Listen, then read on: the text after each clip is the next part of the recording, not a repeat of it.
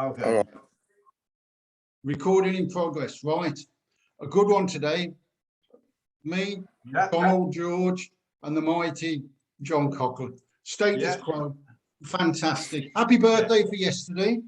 Yeah, Thank you. Did you have a good time, John? It was good. Yes, we got because I was down in Bognor and we stayed over. Then we got Glenn, my driver, drove me back home. Then got back home, got changed, straight out again into the village, and friends of ours held a barbecue, steak barbecue. So I had that, came back, got changed again, and went out to dinner. Yeah. I was completely knackered. I saw there were quite a few things on Facebook for you, weren't there, where people wishing your birthday. Same as yours, Don, the other day. But there's a couple of Slade blokes, Simon Harvey and Nomis, but you know Nomis? Oh, no. So Simon Bowley, they both wish you happy birthday. He was always around, you know, was always around here. Thomas was. Right. Yeah. The main topic today is going to be the status quo Slade tour, May 72. Were you how aware of each other? I mean, you obviously knew each other, but you never gigged together before, did you? I think we did. If I remember right, John, we do a gig at a college in Hereford before that. Yeah, I think we did. Yeah, it's just trying to remember it all. I think that was the first time we met. John was this college, because I remember. That's right. I don't know whether it was Rick or Fran, because hot pants were the thing then. That was and some of the girls in the gig had got hot pants on. I don't know if it was Rick or Fran. You know, he called them the Hereford Hots. That's it. Yeah, but I can't remember whether it was Rick or Fran, John. Yeah, but I'll tell you what. And that term has stuck with us ever since. The Hereford Hots. There was definitely the Hereford Hots. That was so funny. Every gig they turn up with just hot pants on. Of course, I don't know why everyone got so excited, because they were quite ugly hot pants. Really, the girls are lovely, but the hot pants are crap. Yeah. But I remember that was the first time we met, John, and then it was Mel. I think it was Mel Bush. I think it's Mel Bush who came up with the idea of us doing that tour together in '72. You know, I think it was Mel Bush who was doing that. It must have been a good thing for you, John, to do it, because you were. I mean, Slade were hitting the things with the charts then. They were going mad. Slade Alive. Live and there was the singles, but Status Quo weren't really doing anything record-wise, were they? You were gigging all over the place, but there was no sort of, after the initial chart thing in the 60s, no, you'd sort of plateaued out a bit, hadn't you? Well, what happened? It was Bob Young who was initially our roadie. Then he became tour manager, and he wrote songs and played harmonica in the band. But he was. It was this idea, because once you stopped doing Top of the Pops in those days, somehow, you know, we didn't get any gigs, and it was quite strange. And Bob said, look, let's drop this ridiculous image, get rid of those stupid shirts and those horrible trousers, and, you know, grow your hair long, wear T-shirts and jeans, and go and play colleges and universities. And it changed it all around. We brought out In My Chair, which is about smoking dope, really. And not that I did, of course, no. Allegedly. Yeah, and you know, it was great. And I remember, I'll tell you a quick story. We're doing this particular college somewhere in England. We turned up, did sound check, and this character came up to us and said, "Hi, I'm running the show. My name is," whatever his name was, and he said, "Anyway, guys, look, when you come in on, I'll announce you." And Bob said, "No, look, I tell you what, we don't want to be announced. We don't just want to, you know, wander on, peace, love, and doves, and all that stuff, you know." Yeah. And trying to be cool, you know, which was a bit silly, really. But anyway, so he argued and said to Bob, "No, I always do it. I always announce the bands." Yeah. And the funny thing is, you could tell by my voice that the gig was full of wonga, all smoking. I went, "Oh, disgusting, you know, I just like a drink, you know." Yeah. Anyway, next thing is, he walks on, right? Everyone's clapping him. Yeah. He said, "Ladies and gentlemen, we've been waiting ages to get this band. Ladies and gentlemen, they're here." He forgot who we were. It's true. We've had that as well, John. Sort of, we had the one sort of thing, whereas, in the, sort of playing the small plays when we did, and the guy, of course, he gets up and says, I didn't want them. I didn't want to book them, so, but I was forced to, but here they are. It was the in-betweens then. He said, here they are. I didn't want them, but you went off my head. Here they are, the in-betweens. That's amazing, isn't it? It's great days. Yeah. But also, that's at the same time, the guy, when he said, I didn't want them, he said, the best group we ever had here was Steve, Brett and the Mavericks. And that was the group that Nod had left to join us. Brilliant. We were killing ourselves laughing on the side of the stage. We could hardly play the first number through laughing. That's great, mate. That's good fun days. I tell you what, though, talking about the Australian tour, I remember we flying down to, I don't know, Sydney or Perth. I can't remember where the first place was, but I remember touring inside Australia on Ansett Airlines. Yeah. The publicity was, these bands have come over, these musos, bloody English musos, mate, coming over here. Oh, thank you, Aussies. Thank you for being really welcoming. Yeah. Then what about in the back of the aircraft? You wouldn't believe this. They thought, the Slade, Status Quo, Lindisfarne caravan. They're going to create havoc on the plane. We'll put 4 detectives on the plane. That's it. Police escorts. How ridiculous! They had 4 detectives, right? All dressed up as businessmen, sitting at the back. And every time we got on the plane, we go, "Hello, guys. How are you?" All right. We'd all sit very quietly. And it didn't get one arrest. I remember that, John, because they thought it was going to cause havoc. The English bands. And I do remember the one time when we were sitting on a flight, wherever it was, and the plane had a bit of turbulence, and Fran, his drink went all over him. And he went berserk, and he took his jeans off to walk to the front of the stage to complain to the captain. There was a bit of havoc caused then, I remember. Yeah. But I wish I could remember everything, because there was so much probably did go on in hotels at gigs, but of course you can't remember everything, No. Well, we'll go back to. We'll do the Australian tour on a separate one, if that's all right, because just for the time, because that was some of the work, whatever. What did you when you saw you were going to do Slade, tour with them, John? And obviously, as I say, they'd have the chart hits and the way they dressed, and there was all that. What did you think? There were you in your denims and hair.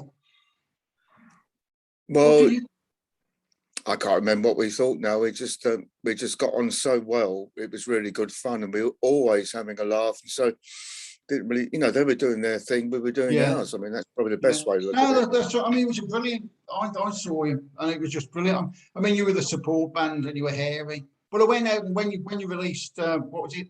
Paper Plane, was it? I can't remember. I should research these things, shouldn't I? Yeah. I went out and bought it, sort of, and it was brilliant.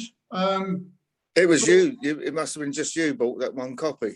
Well, yeah, I've done this before. I was only bloke buying Slade stuff.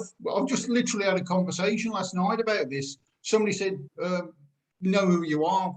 And I said, "Well, I bought it. It's only because I lived over, around the corner from Nod, and the local shop did it. Didn't do that. It was just geography. That's the only reason I bought it." Do you remember one good incident? Nod getting charged with obscene language in Glasgow. Do either of you remember that at all? Vaguely, I do remember it, but I think the police were called in. Yeah. Yeah, the police were called in, and you know what it's like, and we sort of, we were just like, we were just killing ourselves laughing, really, and I think it was like Mel Bush was trying to, he was trying to get some publicity out of it, that kind of thing, but it was, I think it was because like, there was like a mother's whatever in the audience, like I don't know what, like I don't know, whatever, a mother's sort of convention with their kids or whatever, I don't know, something like that. I think that's what kicked it all off.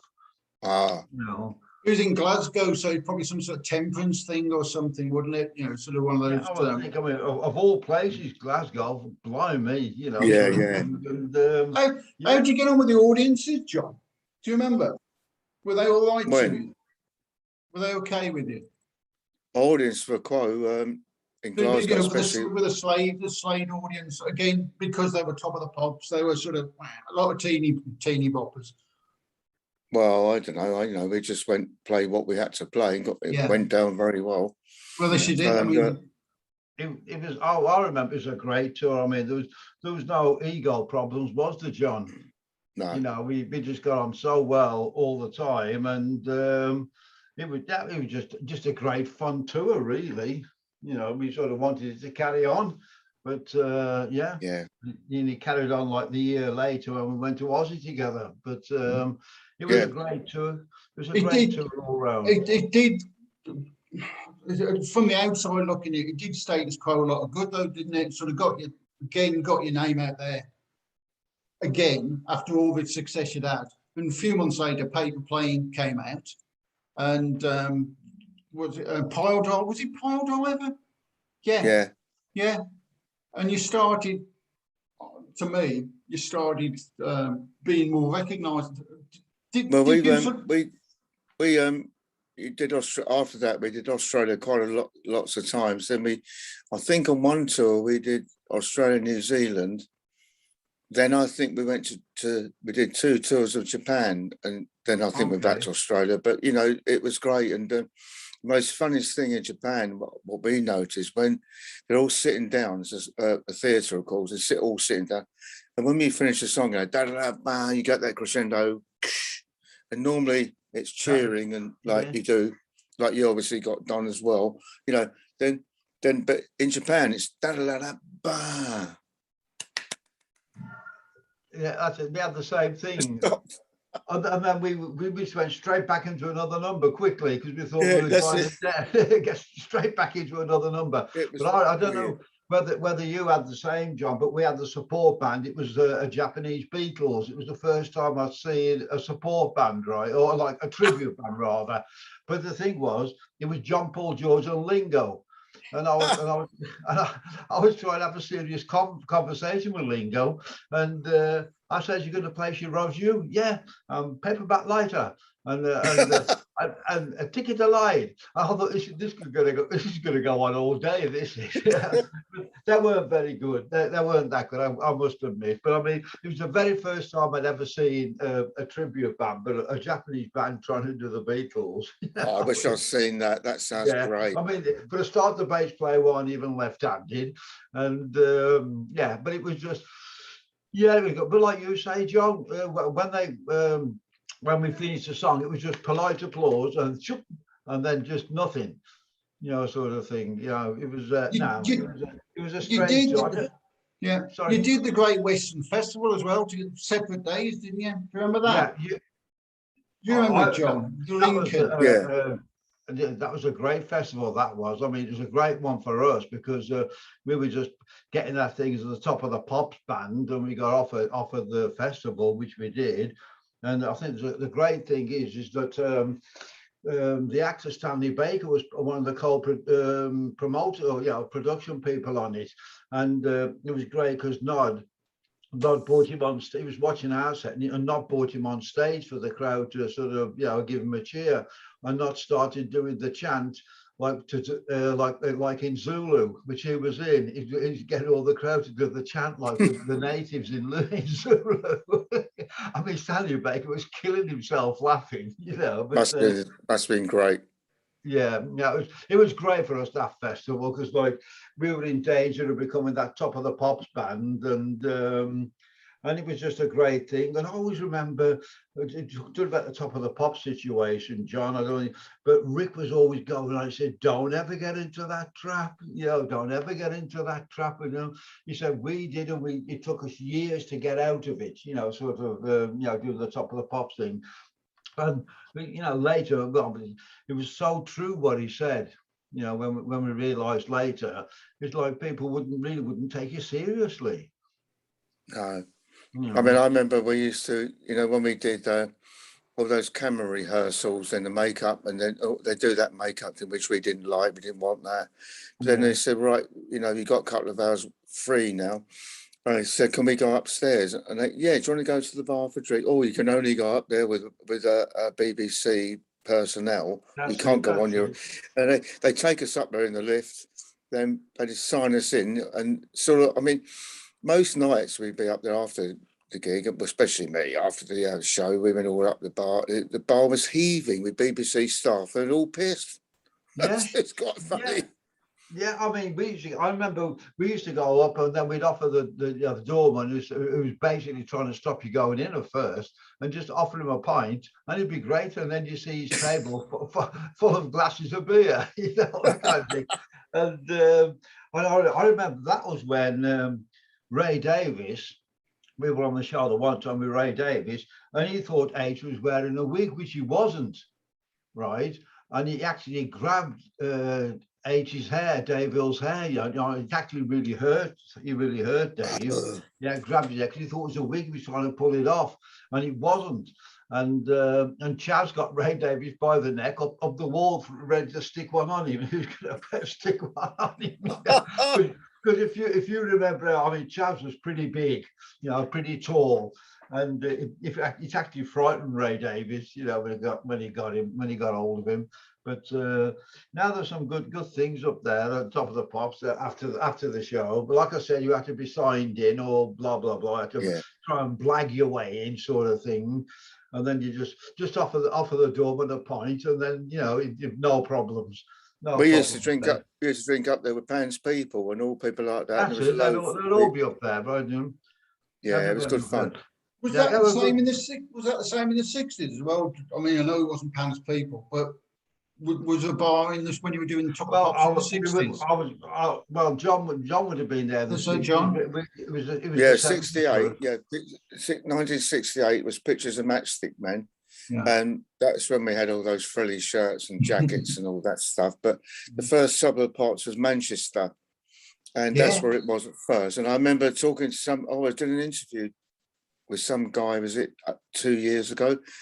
I can't remember who it was now, but he said, do you remember your first Top of the Pops, John? I said, yeah, it was Manchester. He said, oh, really? I said, yeah, it was in Manchester. I remember it. I can still picture the place. It was a bit of doom and gloom, and it was on a bomb site. He said, oh, I know it well. He said, that's where I live.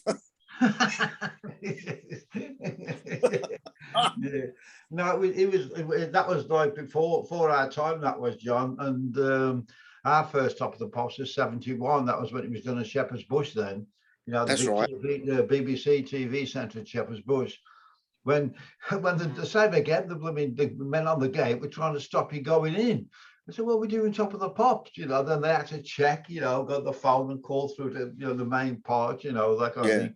It was just a power thing these guys had, you know. But yeah. And they all thought, because, you know, this is quite wrong, but they all think because you're a band, you're in a band, you're going to cause mayhem.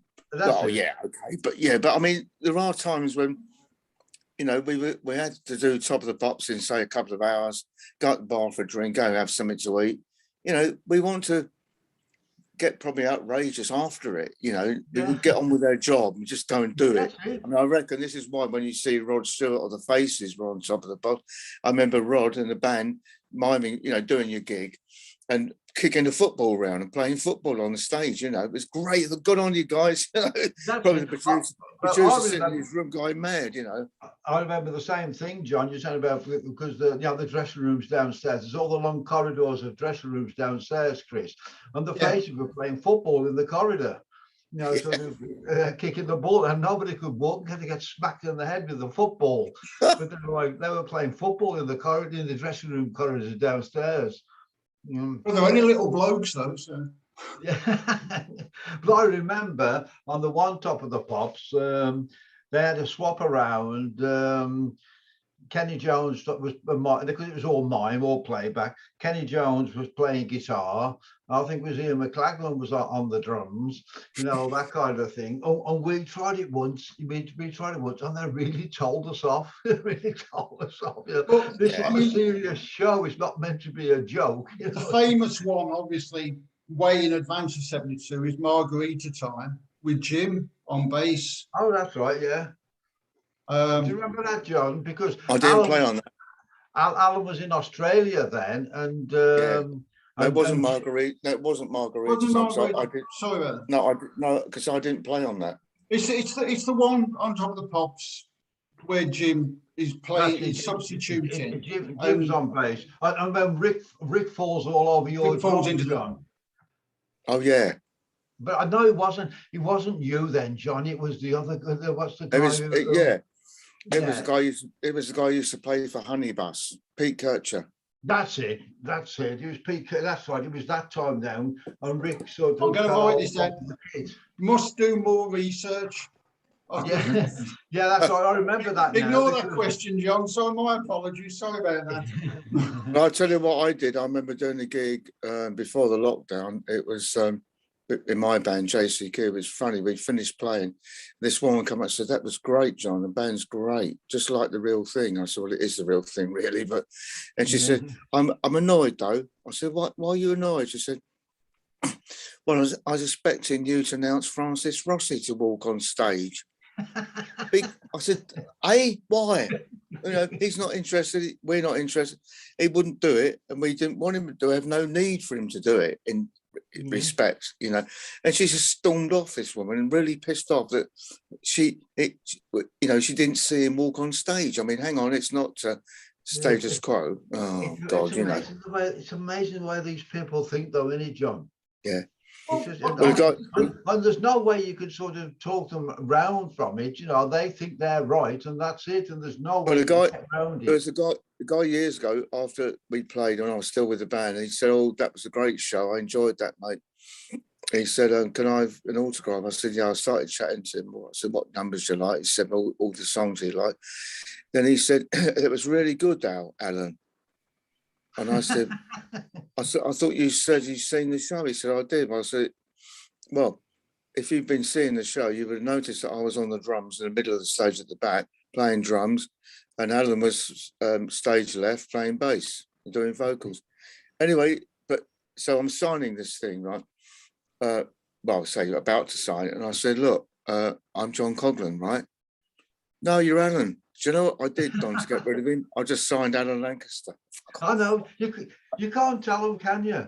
You can't tell them. It's amazing, Chris, with these people. They've got something in their head. Well, I had a conversation. And there's no way you can sway them. No, I had a conversation a couple of weeks ago who were telling me how good Jim was when they came and saw you before lockdown.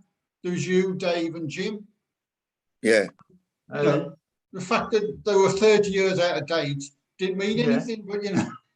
Well, they were convinced. You can't argue with them. No. Well, there's another one. We did a gig in 10 minutes. Norfolk with my band. We done a sound check, walked across the road, and it's a big square, big market square. Goes to the hotel. There's a guy sitting outside drinking a beer, big beard, loads of barnet, and he said, "Hello, John. How are you?" I said, "Fine, thank you." And he said, "I know a friend of yours." I said, "Who's that then?" "Oh, it's Bob Young." I said, "Bob Young?" "No, Bob Young." He said, "I'm a friend of his." And I thought, "Yeah, like you are. Yeah, you're sure you are." And this guy went on and on and on, talking about things. I said, "No, Bob's a harmonica player, right? You know, he's our roadie. He was then tour manager." And he said, "Oh, are you Bob Young?" Me. I know it's amazing, isn't it? And you don't, half the time you don't know how to get out of it. No, that's right. You know, and I said, "That's what I said." Chris, it's weird, it is. Yeah. I said to him, Don, I said, "Are you coming to the gig?" I said, "It's only across the road there." "Oh no, I'm not going to gig tonight. I'll be sitting here drinking." I thought, Yeah. everybody Weird. convinces themselves that everybody convinces themselves and things and certain things. I had a guy, because I do the research for Don's gigs, and I had a guy I've spoken to convinced that the in-betweens had done this competition at a school and his band had won. 1965 this is. Yeah. So for nearly 50 plus years, he'd gone around telling all his mates and his family that he'd won. He'd beaten the in-betweens who became Slade. He was the best band. And I made him cry by showing him the actual results, and they hadn't won. But for 55 years, he convinced himself that he'd won, and he just crying. It was so. But people do, and it's good it's stuff. Like the same kind of thing, Joe. What you were just saying, Joe. I had a guy come up to me once saying, "Yeah, you're the drummer of the Slade. Yeah, I'm with the band. Yeah, well, I think you're crap."